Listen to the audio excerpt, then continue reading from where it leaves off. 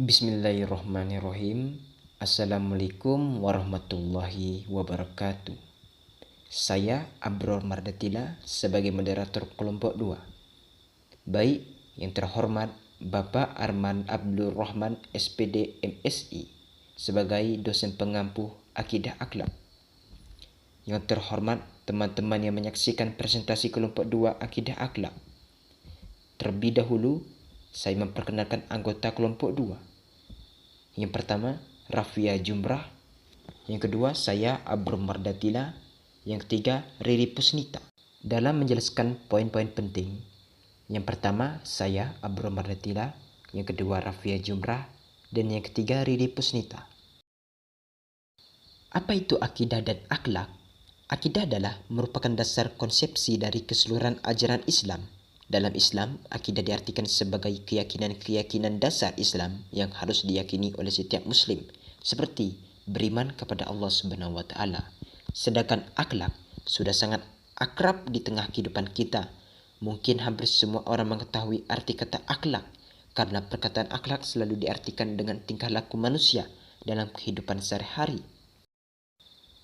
Apa saja ruang lingkup akidah dan akhlak? Akidah, ilahiyat, membahas tentang Allah Subhanahu wa taala. Nubuat, membahas tentang nabi. Ruhaniyat, membahas tentang alam metafisik. Dan samiyat, membahas tentang dalil nakli yang berupa Al-Quran dan hadis. Sedangkan akhlak terhadap Allah, akhlak terhadap sesama manusia, dan akhlak terhadap lingkungan. Saya Rafia Jumrah akan menjelaskan apa saja dasar akidah akhlak, fungsi akidah, dan tujuan akidah Islam. Dasar akidah dan akhlak Islam tidaklah berbeda, ialah 1. Al-Quran, 2. Al-Hadis.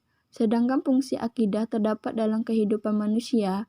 Agama dalam hal akidah Islam mempunyai fungsi yang sangat penting. Ada 4 macam fungsi agama, yaitu 1. Memberikan bimbingan dalam hidup. Hidup yang ditanamkan sejak kecil kepada seseorang merupakan unsur dari kepribadiannya. Ia akan bertindak menjadi pengendali dalam menghadapi segala keinginan dan dorongan yang ditimbulkan. 2. Menolong dalam menghadapi kesukaran.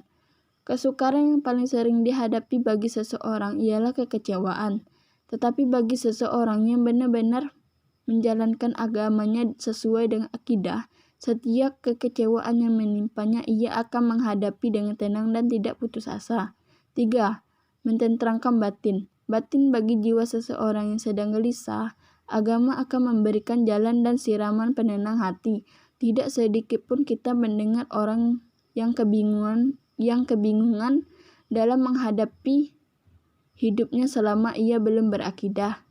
4. Mengendalikan moral. Moral ialah tindakan yang sesuai dengan ukuran dan nilai-nilai masyarakat yang ditimbul dari hati dan bukan paksaan dari luar, yang disertai oleh rasa tanggung jawab atas tindakan tersebut.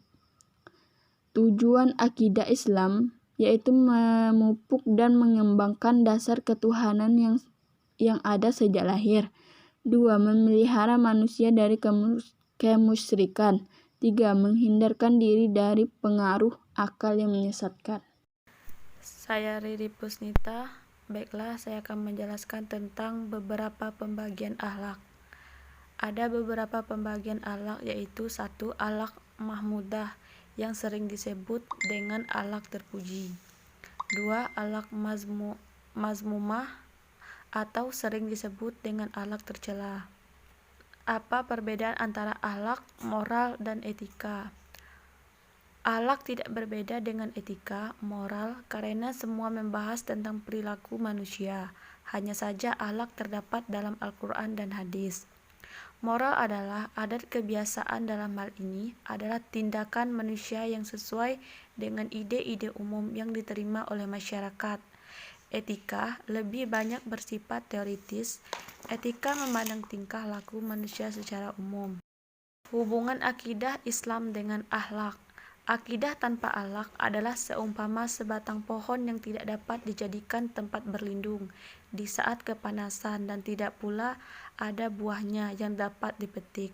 Sebaliknya, akhlak tanpa akidah hanya merupakan layang-layang bagi benda yang tidak tetap, yang selalu bergerak. Oleh karena itu, Islam memberikan perhatian yang serius terhadap pendidikan akhlak. Rasulullah SAW menegaskan bahwa kesempurnaan imam seseorang terletak pada kesempurnaan dan kebaikan akhlaknya. Sabda beliau,